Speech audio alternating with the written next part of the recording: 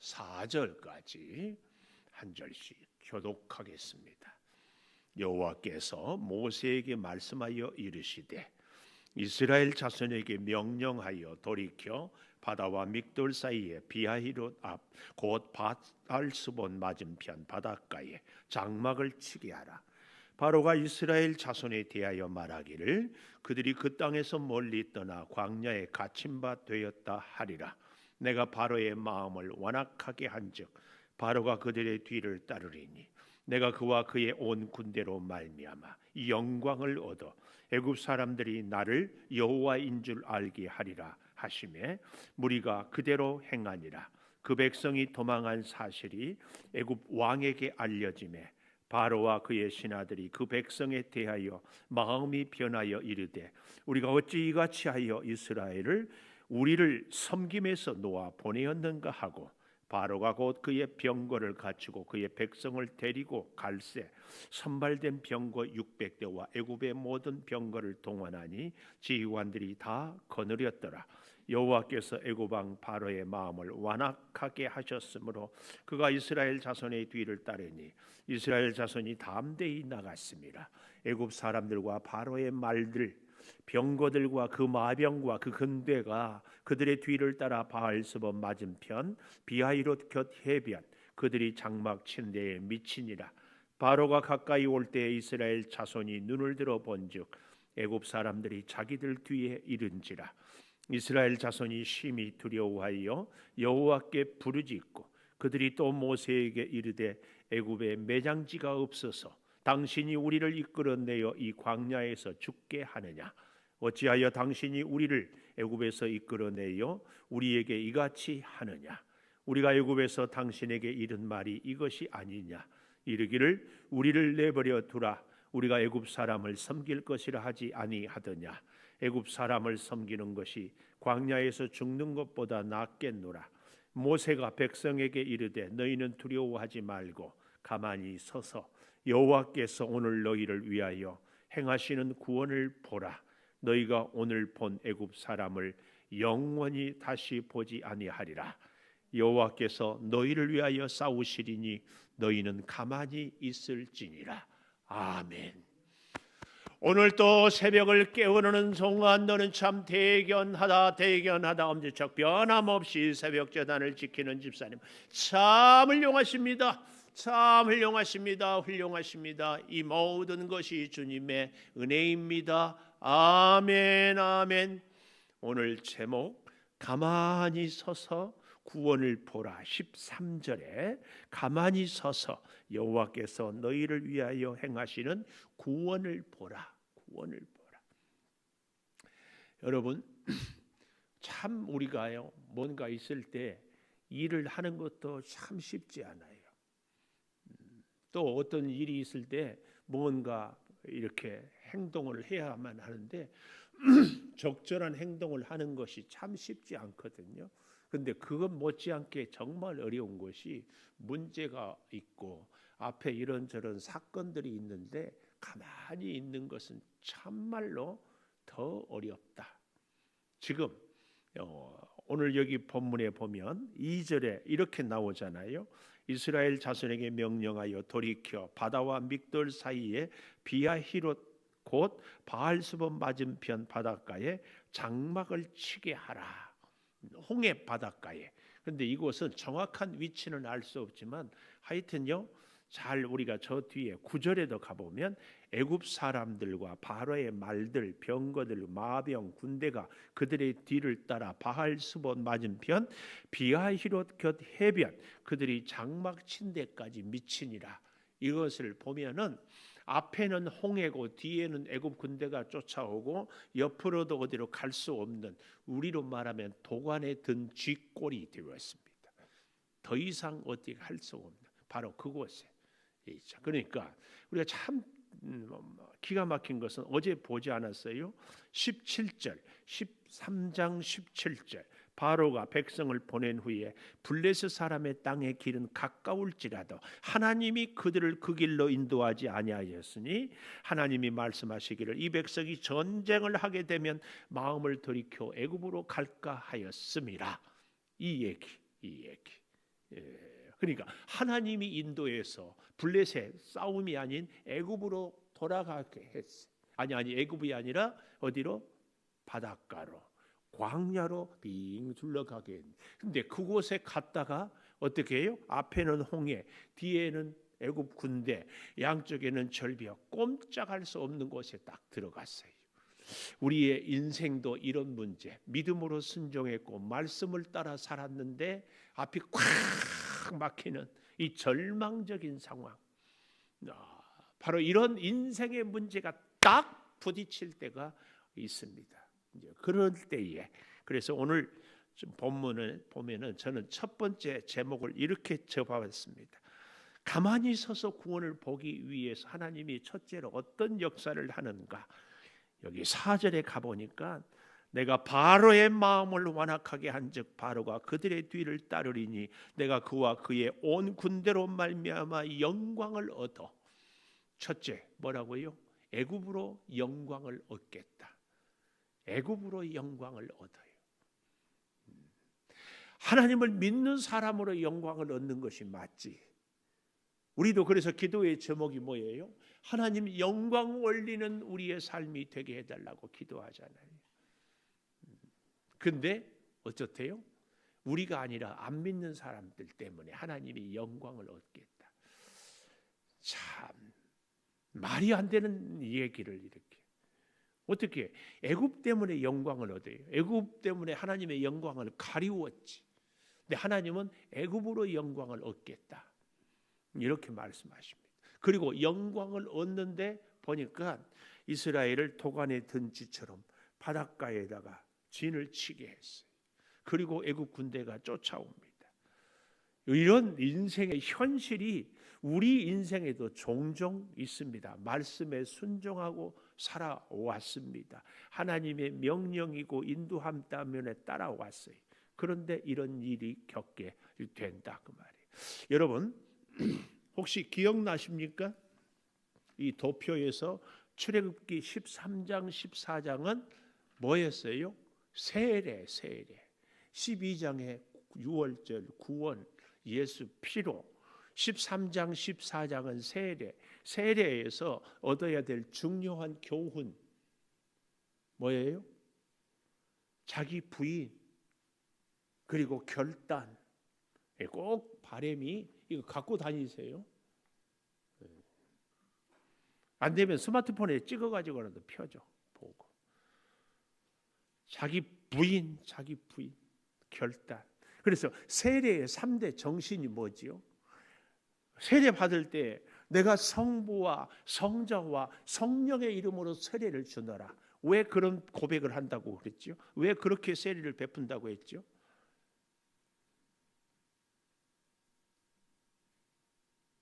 목사님 그냥 설교만 하세요. 자꾸 물어보지 말고. 응?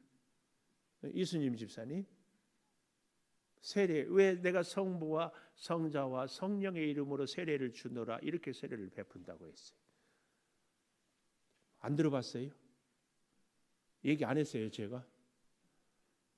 대답 좀 해보세요. 했어요 안 했어요? 기억이 없어요? 우리 김성희 장로님 기억이 없어요?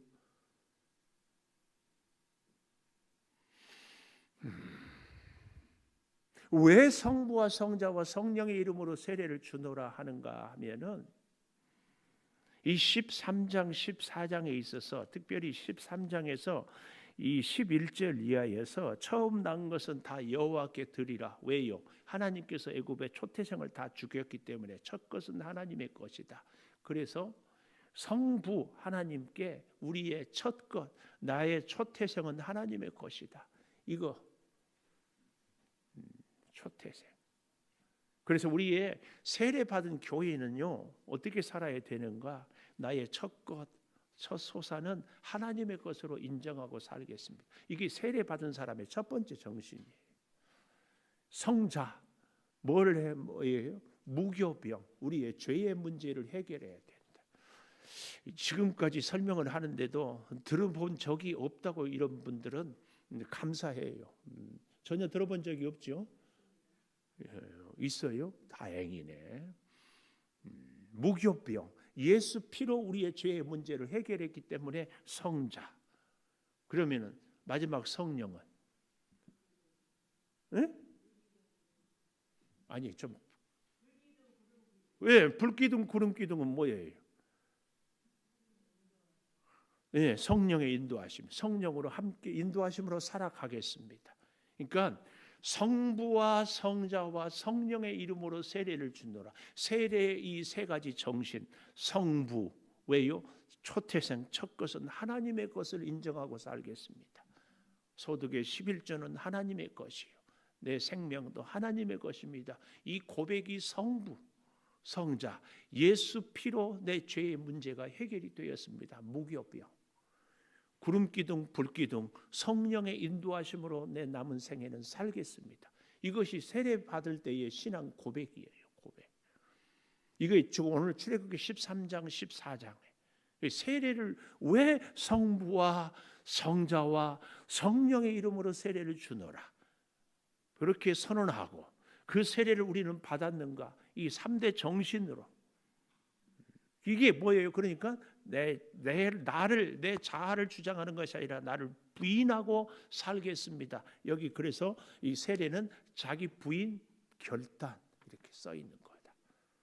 오늘 우리가 세례 받은 신앙의 기본 아닙니까? 구원받은 자는 세례 받고, 물론 세례 먼저 받고 나중에 구원의 확신을 깨닫기도 하는 경우도 있습니다만은 어쨌든 출애굽기로 보면은 홍해에서 구원받는 세례 아니에요. 유월절에서 구원을 받았으면 세례는 받는 세례 이 세 가지 정신을 우리가 꼭 기억하고 우리 사랑하는 자녀들이 혹은 학생들이 세례를 받을 때 이런 질문을 할 때 혹은 신앙의 가장 기본적인 ABC 성부와 성자와 성령의 이름으로 이게 출애굽기 13장 14장의 세례예요. 세례.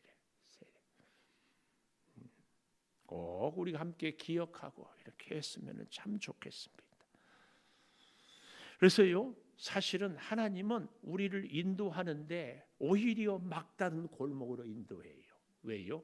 하나님만 붙잡고 나의 지금까지의 생명 하나님의 것이다.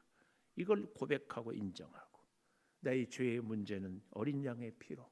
그래서 이제 이 홍해를 건너면 광야에서는 구름기둥 불기둥으로 성령의 인도하심을 따라 주면은 먹고 안 주면 굶고 가자 하면 가고 서라 그러면 서고 이렇게 살겠습니다. 이게 성령과 함께 살겠습니다. 근데 하나님은요 뜻밖의 여기 4절에 내가 바로의 마음을 완악하게 했어요.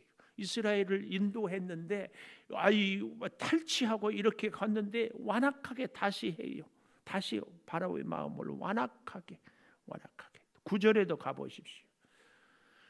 애굽 사람들과 바로의 마음들을 장막에 치고 또 어떻게 해요? 그 마음을 8절에 보니까 한 번 더 완악하게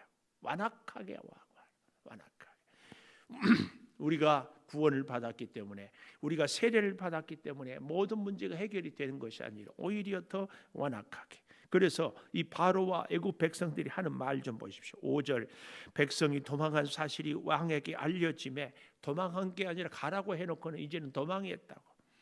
바로와 신하들이 백성에 대하여 마음이 변하여 우리가 어찌 이같이 하여 이스라엘을 우리를 섬김에서 놓아 보내었는가. 이스라엘 백성들이 없다고 생각하니까 어떻게 해요? 경제가 마비가 되겠어요.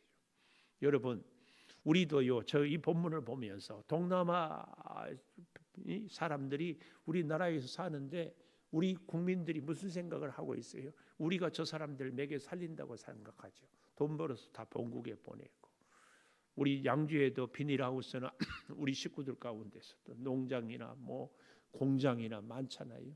외국인들. 근데 만약에 외국인들이 우리나라에서 다 철수한다.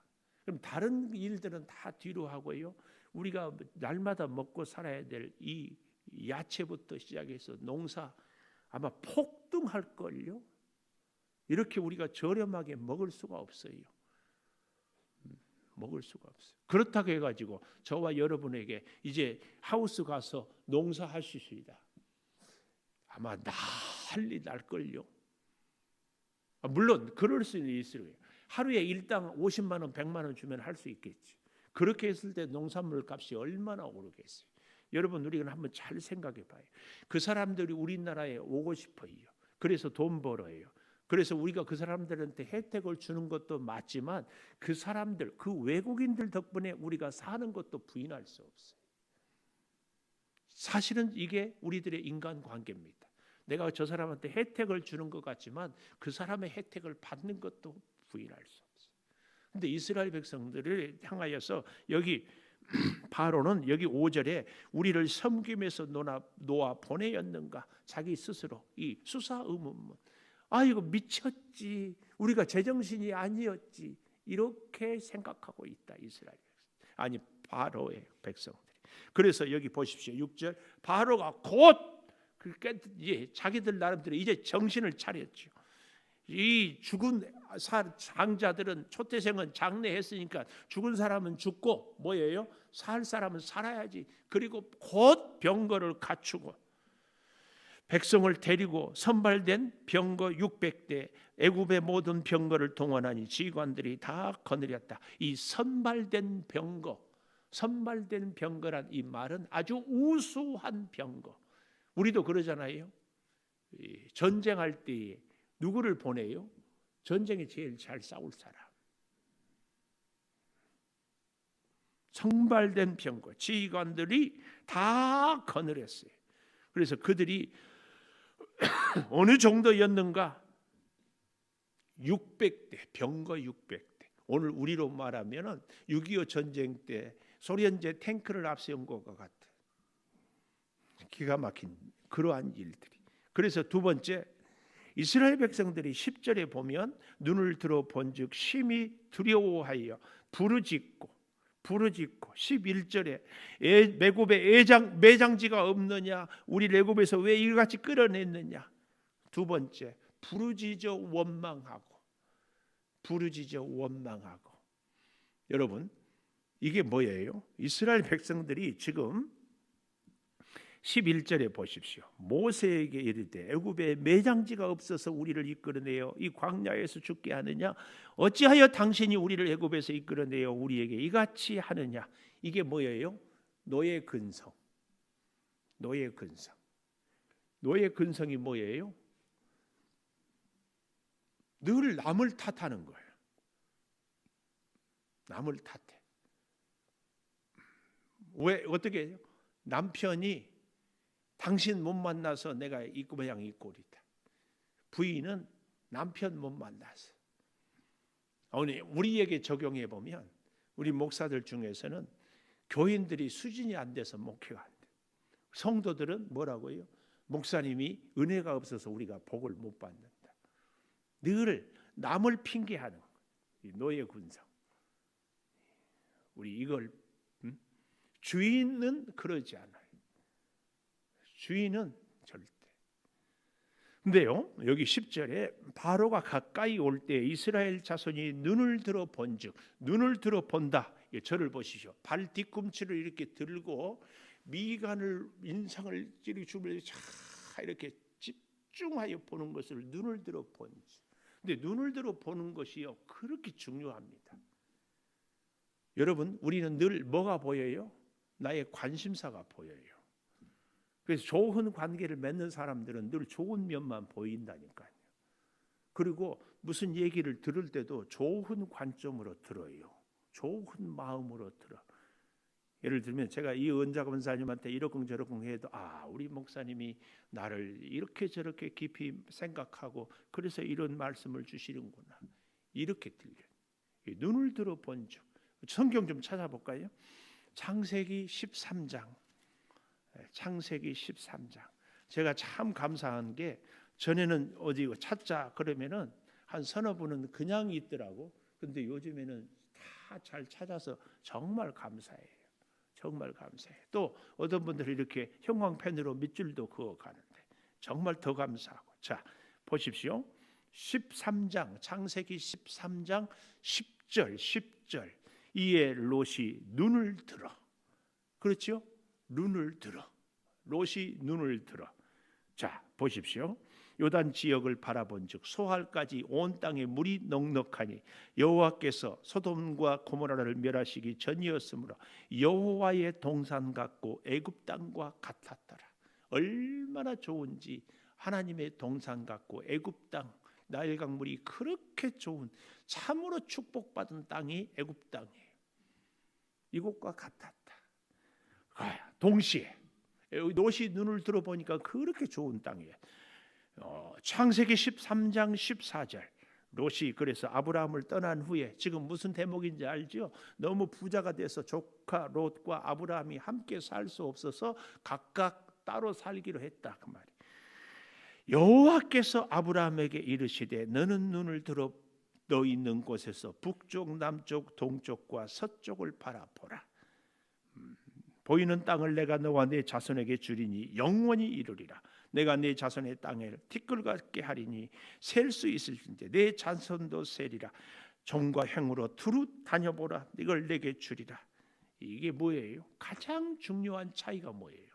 롯은 자기가 눈을 들어 자기의 눈으로 소돔 고모라 땅을 바라보았어요. 여호와께서 멸하기 전이었지만 여호와의 동산 같고 애굽 땅과 같았어요. 근데 14절에 아브라함은 롯이 떠난 후에 여호와께서 눈을 들어 보라. 이 차이입니다. 진짜 복된 사람은 어떤 사람이에요? 그 사람이 가는 곳마다 복을 받는 사람. 복을 받는 사람. 잘 한번 생각해 보십시오. 요셉이 가니까 보디발의 집이 복을 받았어요. 요셉이 가니까 감옥이 복을 받았어요. 요셉이 가니까 애굽 땅이 복을 받았어요. 진짜 복된 사람은요, 이렇게 하나님이 그를 인도하고 그 인도를 따라 가는 곳마다 복을 주는 거예요. 누구를 만나든지요, 복 받은 사람은 거기서 어디를 가든지 복을 받아요. 우리에게 좋은 직장을 내가 들어갔으면, 좋은 사람을 만났으면 이게 아니에요. 내가 가면 거기가 복된 장소가 되는 것이 진짜 복이에요. 제가 이 설교를 준비하면서 묵상을 하는데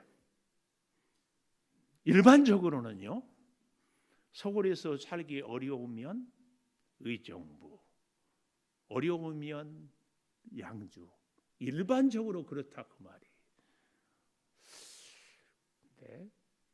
뭐 여러분도 제가 누누이 다 얘기하게 앞에 앉았으니까 이은자 권사님, 인천에 살다가 살기 어려워서 이 양주 백석에 왔어요? 살기 좋아서 왔어요?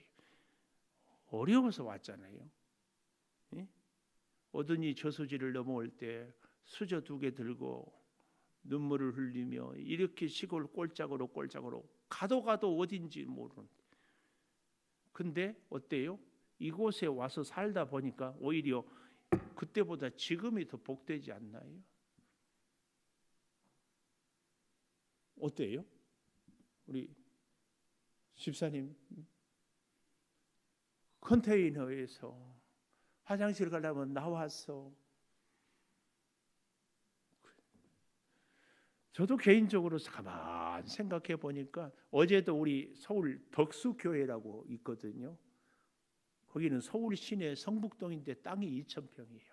산에 계단까지 해가지고 내가 사진도 찍었는데 그렇게, 그리고 조선시대에 굉장한 거부가 살았던 이 별장이 거기에 일관정이라고 지금도 거기 있어요. 서울. 그런데요, 그 서울에 산다고 하는 수많은 목사님들이 저를 그렇게 부러워합니다. 그래서 뭐 또 얘기하다 이제 그 우리 공부 모임을 다음 장소를 한 2달에 한 번씩 이렇게 하는데 우리 창조교회에서 했으면 좋겠다. 그래서 내가 기분이 팍 나빴어. 아니, 남의 집을 찾아가려면 주인한테 양해를 구하고 어떻게 괜찮냐고 물어봐야 되는데 왜 자기가 결정하냐고. 내가 싫다고 그랬어. 못 한다. 그런데 나중에는 한다고는 했는데 내가 지금도 마음이 안 편해. 왜 자기가 결정해? 그렇지 않나요? 아니 방문해도 되겠습니까? 하고 물어봐야 되는 거 아니에요? 참나. 그런데 그 마음 한편 구석에, 근데 우리 교회 여러분들이 우리 강북노예 목사님들을 해마다 이렇게 섬기고 했기 때문에 와서 보니까 너무 좋았던 그 추억들이 있었어요. 그렇게 얘기하는 거예요. 이해는 하는 거예요. 그렇지만 제가 오늘 여러분하고 같이 나누는 것은 하나님이 서울이 문제가 아니고 의정부가 문제가 아니고 양주가 문제가 아니고 하나님의 복된 사람은 어디를 가든지 하나님이 함께 할 때 복을 주신다. 근데 더욱 우리가 기억해야 될 것이, 내가 어디를 가느냐 무엇을 하느냐 이게 아니라 가는 곳마다 복된 사람이 되는 것은 하는 일마다 가는 곳마다 하나님과 함께 하는 것. 이게 이 세례의 정신. 나의 첫 것은 하나님의 것입니다. 인정하며 나의 죄의 문제는 예수 그리스도로 사함을 해결을 받았습니다. 그래서 나는 성령으로 구름기둥 불기둥으로 함께 살아가겠습니다. 이 분명한 신앙의 자세가 탁 서 있을 때 하나님이 어디를 가든지 누구를 만나든지 무엇을 하든지, 이거 아닐까요? 우리의 신앙생활이 정말 제가 참 끊임없이 새벽마다 여러분과 말씀을 나누는데, 그래도 이것이 그렇게 중요한 것은요, 이렇게 해도요 이것이 우리의 삶의 생활의 가치에 생각에 자리 잡히지 않습니다. 그래서 아까도 안 들어본 적이 없잖아요. 왜요? 듣기는 했는데 잊어버려서 그나마 기억되지. 그런데 이것이 기억이 안 됐다는 얘기는 우리의 생활에서 이게 지켜지지 않았다는 얘기지. 안 돼. 이거 언제까지? 더 제가 이렇게 탁구 운동을 해보는데 수없이 반복해서, 참 언제 꼭 생각이 나냐면은 시합에서 내가 졌을 때, 그때 왜 그랬어야지. 그런데 이미 늦어요. 저는 그때 그러면서 우리의 믿음 생활도 그래. 생각하기 전에 내 행동이 되어질 때 이게 우리의 믿음 생활이에요. 이거 아니지? 아니야. 그때는 이미 늦었어요. 반복해서. 이게 아니지가 아니라 그냥 무슨 일을 부딪혔을 때 내가 생각하기 전에 무의식적으로 하나님. 이게 훈련입니다. 부르짖고 원망하는, 부르짖고. 그래서요, 잘 보십시오. 11절에 모세에게 이르되 애굽에 매장지가 없어서 당신이 우리를 이끌어내어 이 광야에서 죽게 하느냐. 결국은 그래서 그들이 20세 이상이 다 죽잖아요. 늘 말씀드리잖아요. 민수기 14장 28절 너희 말이 내 귀에 들리어지는 대로 불평 원망하는 것 그대로 결국 너무 안타까웠죠. 그래서 마지막 세 번째 14절에 여호와께서 너희를 위하여 싸우시리니 너희는 가만히 있을지니라. 너희를 위하여 싸우시리니, 하나님이 너희를 위하여 싸우시리니, 하나님이 우리를 위하여 싸울 때까지. 근데 우리가 늘 실수하는 게 뭐예요? 하나님이 싸우기 전에 내가 먼저 행동해요. 그래서 문제 앞에서 진짜 어려운 것이 좀 가만히 있는 것. 이 말씀을 준비하면서 저 개인적으로 우리 교회가 은혜 가운데 있었지만 때로는 이런저런 풍파도 있었잖아요. 근데 중요한 것은 이런저런 풍파도 있고 뭐도 있을 때에 흔들리지 않고 그 자리에 가만히, 휩쓸리지 않고 그 자리에 가만히. 이게 진짜. 제가 우리 이 조카들한테 특별히 그 제 남동생 조카들한테, 왜냐하면은 큰 아빠들이 5이나 돼요. 아들이 6이니까 막내이니까. 근데 뭐 큰 아빠, 큰 아빠, 큰 아빠, 뭐 목사님 아빠. 그래서 나는 그렇게 나를 닉네임을 했어요. 나는 큰 아빠도 아니고 큰 아빠도 아니고 목사님 아빠도 아니고 누구냐? 멋진 큰 아빠. 내가 그렇게 세뇌를 시켰어요. 우리 손자 손녀들한테 할아버지, 뭐 외할아버지도 뭐 있고 뭐야, 양주 할아버지, 아니야, 멋진 할아버지. 어떻게 동의하십니까? 제가 멋져요, 안 멋져요? 세상에, 동의할 수 없다 그 말이지. 그런데 여러분, 제가 멋지다 할 때 뭘 보고 멋지다 했을까요? 외모? 매너? 성품? 우리 예수 믿는 사람들의 진짜 모습은 뭘까요? 저는 그렇게 정해요. 문제가 있고 불안하고 염려가 있어도 좀 가만히 좀 있어봐요. 가만히 있으라니까 아멘도 안 하네. 가만히 좀 있어봐요. 그렇게 뭐 조금만 하면은 막 호들갑. 금방 숨 넘어가. 금방 다 죽어. 금방 큰일 나. 금방. 너희는 가만히 있어. 기도하겠습니다. 가만히 서서 구원을 보라. 하나님, 도간에 딘 쥐 모양으로 바닷가에 꼼짝 못하게 가두어 놓고 애굽으로 영광을 얻게 하겠다. 어찌 이걸 이스라엘 백성들이 이해할 수 있습니까? 불의도 있고 원망합니다. 매장지가 없어서 광야에 죽게 하느냐. 우리를 좀 내버려 두라. 광야에서 죽는 것보다는 애굽에서 종살이가 낫겠다. 불평하고 핑계하고 원망하는 너의 근성.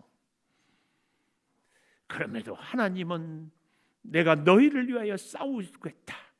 주님, 우리에게 말씀해 주십니다. 문제가 있고 위기가 있고 어려움이 있을 때 묵묵히 그 자리를 지키는 바위처럼 우리 사랑하는 성도들, 참으로 믿음의 멋이 있는 성도들 되기를 사모합니다. 위기가 있습니다. 진로에 대해서 염려가 됩니다. 두려워하고 있습니다. 그럼에도 불구하고 하나님께 우리의 인생을 맡기는 세례의 세 가지 정신. 나의 첫 것은, 나의 생명은 주님의 것이요 나의 죄도 주님 은혜로 해결함 받았고, 그래서 불기둥 구름기둥과 함께 성령으로 살아가겠습니다. 낮에도 밤에도 함께 하겠습니다 하는 이 눈물 어린 고백이 우리 가운데 끊임없이 있어지기를 소망합니다. 믿음으로 살겠다 그렇게 다짐하지만 홍해 앞에서, 애굽 군대의 말발굽 소리 앞에서 두려워하고 염려하고 불평하는 그 모습이 어찌 우리 가운데 없겠습니까마는 하나님, 그럼에도 불구하고 히브리서에서는 이스라엘 백성들이 믿음으로 말씀에 순종했나라고 하나님은 저들을 세워줍니다.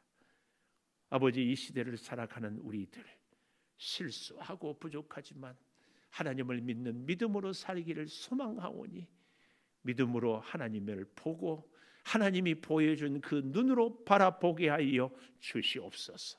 지금은 우리 주 예수 그리스도의 은혜와 아버지 하나님의 무한하신 사랑과 성령의 감동하심이 영원토록 함께 하시옵기를 간절히 축원하옵나이다. 아멘. 기도하십시오.